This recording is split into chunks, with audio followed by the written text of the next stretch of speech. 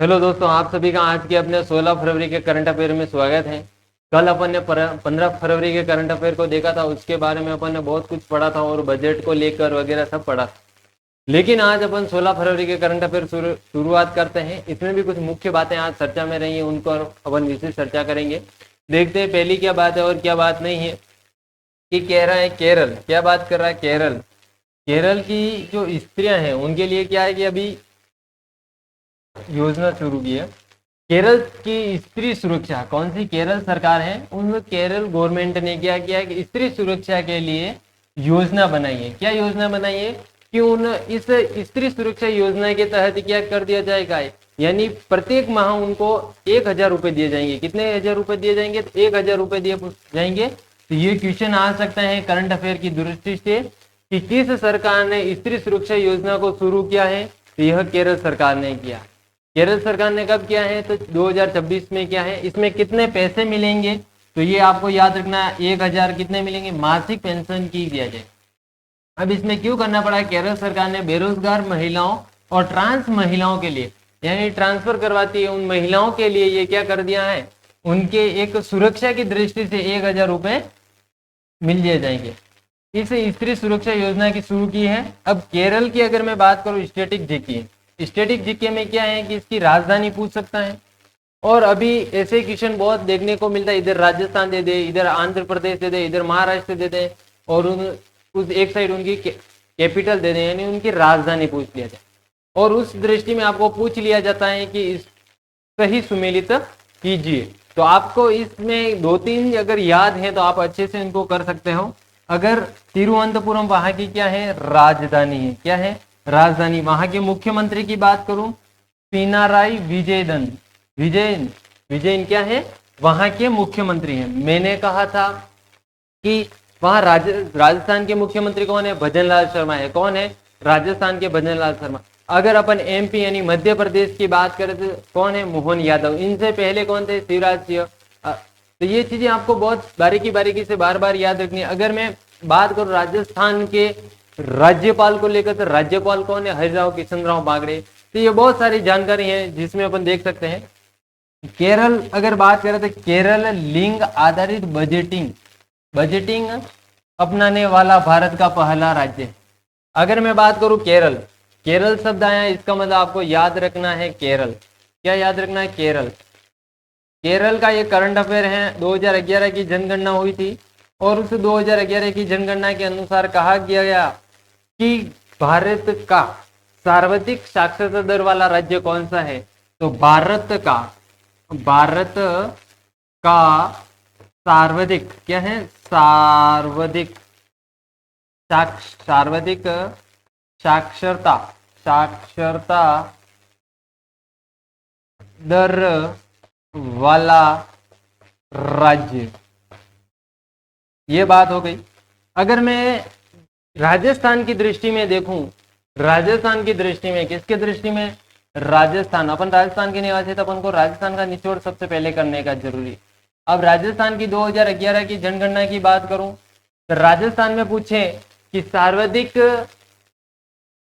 साक्षरता दर वाला जिला पूछेगा, राजस्थान में पूछेगा, तो वह कौन सा हो जाएगा? कोटा हो जाएगा। क्या हो जाएगा? कोटा। क्या हो जाएगा? कोटा हो जाएगा। तो ये चीजें हैं।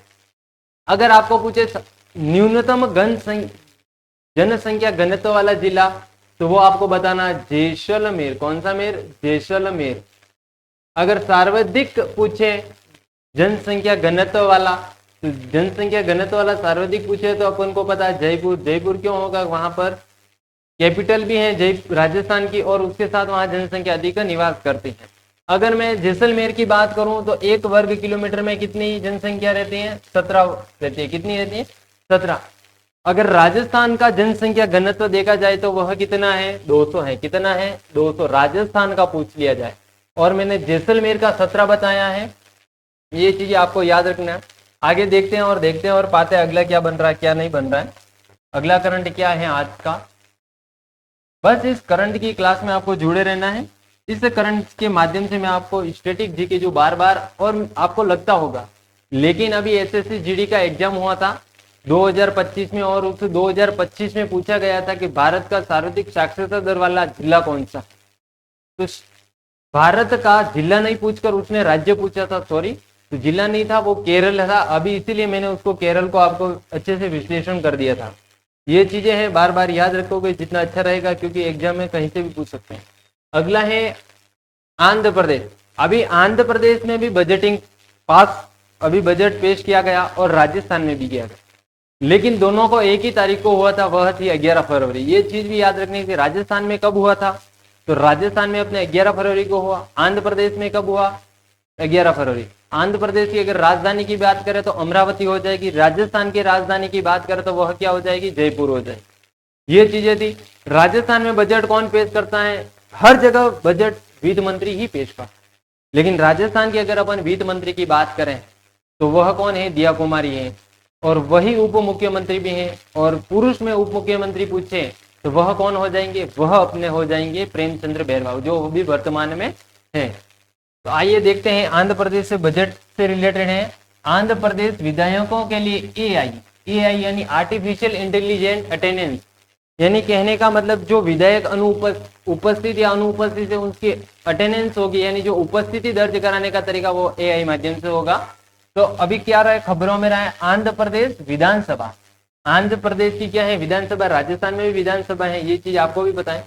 विधायकों की उपस्थिति दर्ज कराने के लिए एआई की फुल फॉर्म क्या होती है, आर्टिफिशियल इंटेलिजेंट, ये ध्यान रखना, आधारित फेशियल रिकग्निशन तकनीकी का उपयोग करने वाली भारत की पहली विधायिका बन गई।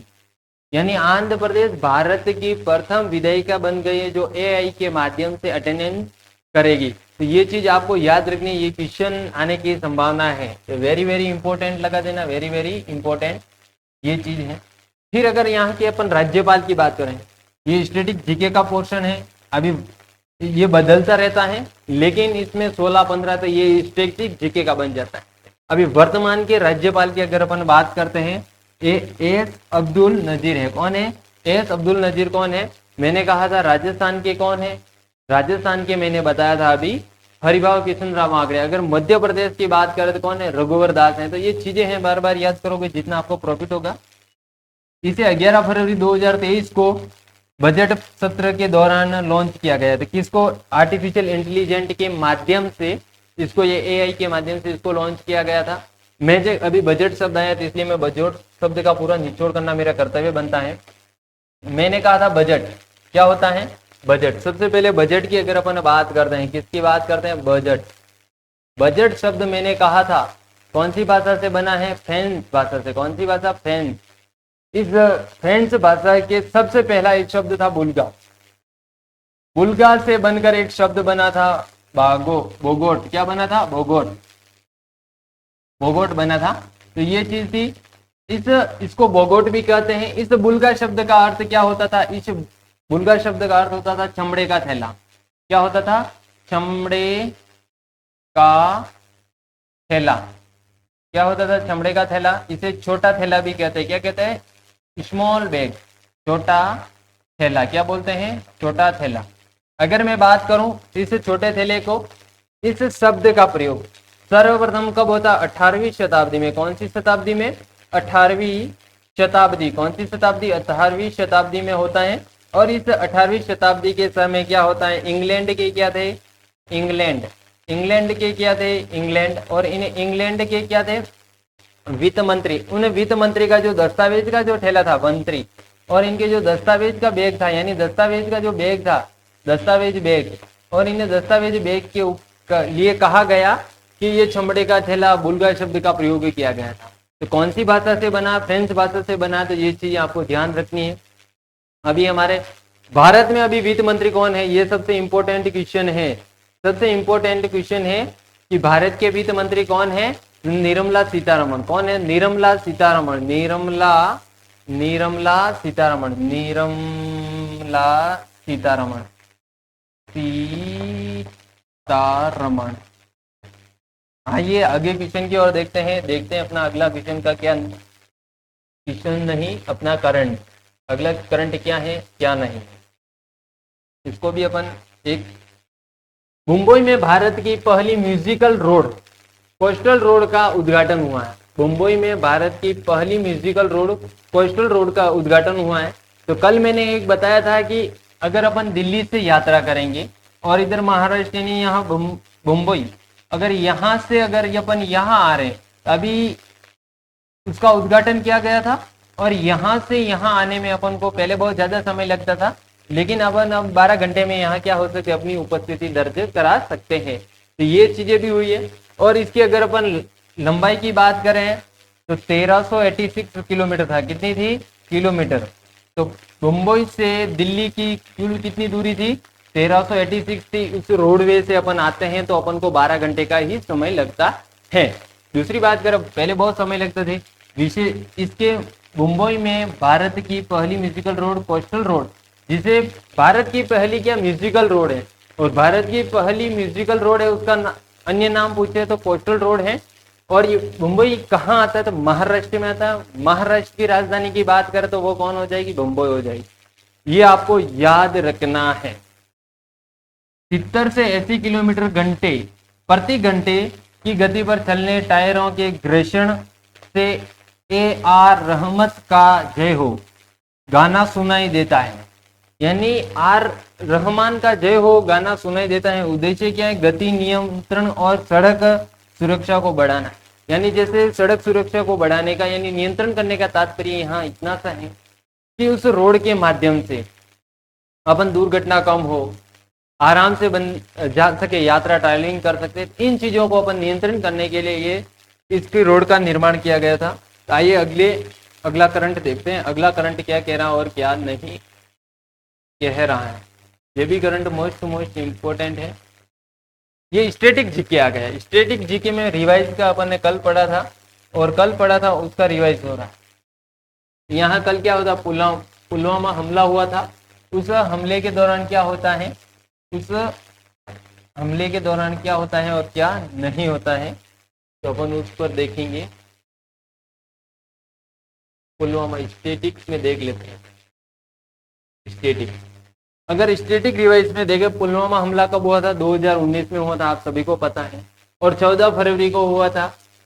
और अभी क्या है कि मैंने कल बताया था राष्ट्रीय महिला दिवस, और राष्ट्रीय महिला दिवस भारत की प्रथम राज्यपाल की महिला पूछा है, और सरोजिनी नायडू के जन्म दिवस के उपलक्ष्य में इस दिन को मनाया जाता है।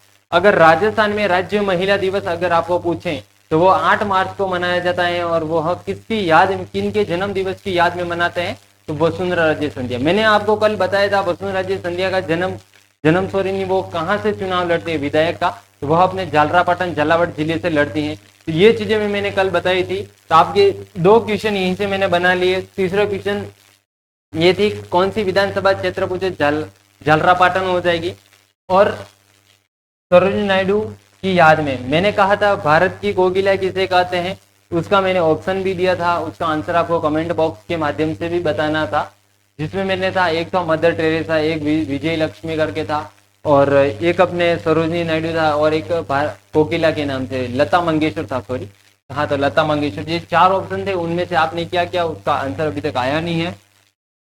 अगर मैं आगे बात करूं, विश्व रेडियो दिवस भी 13 फरवरी को ही मनाया जाता है। कल परसों मैंने एक दिवस बताया था, और उस दिवस का नाम था समर्पण दिवस। मैंने कहा समर्पण दिवस 11 फरवरी को मनाया जाता है। वह अपने दीनदयाल पंडित जी की पुण्यतिथि पर मनाया जाता है। और उनका एक नारा था अंत्योदय। अंत्योदय का मतलब क्या होता है, मीनिंग क्या होता है? सबसे बड़ी बात ये होती है कि अंत्योदय शब्द यानी वर्ड का मीनिंग क्या होता है। सबसे पहले उस वर्ड की बात करें तो अंतिम पर व्यक्ति खड़ा है, अंतिम पर व्यक्ति खड़ा, उसका क्या होना? उदय होना या उत्थान होना। ये उस अंत्योदय शब्द का अर्थ था। और वह नारा किसका था? तो ये क्वेश्चन आए तो आपको बताना है किसका था। दीनदयाल पंडित था। 11 फरवरी को मनाया जाता है। आगे चलते हैं और आगे देखते हैं क्या है। ये आज का आपके अभ्यास का क्वेश्चन है। इसका आंसर भी आपको करंट बॉक्स के माध्यम से बताना है। आज का अभ्यास के क्वेश्चन है, हाल ही में चर्चा में रही स्त्री सुरक्षा योजना किस राज्य द्वारा शुरू की गई है, जिसके तहत पात्र महिलाओं को 1000 की मासिक पेंशन मिलेगी? मैंने कहा था केरल है। केरल की राजधानी तिरुवनंतपुरम है। केरल भारत का सर्वाधिक साक्षरता दर वाला राज्य पूछे तो वह केरल है। ये चीजें बताई थी। तो वह कौन सा होगा इसमें से आंसर, थे वो आपको बताना। मैंने कहा था आंध्र प्रदेश। आंध्र प्रदेश में अटेंडेंस के लिए यानी विधेयकों की अटेंडेंस के लिए एआई आधारित क्या होगा, उनकी उपस्थिति एआई के माध्यम से होगी। तो आज की इस क्वेश्चन का आंसर आपको कमेंट बॉक्स के माध्यम से बताना है। ये आपको क्लास कैसी लगी? धन्यवाद सो मच।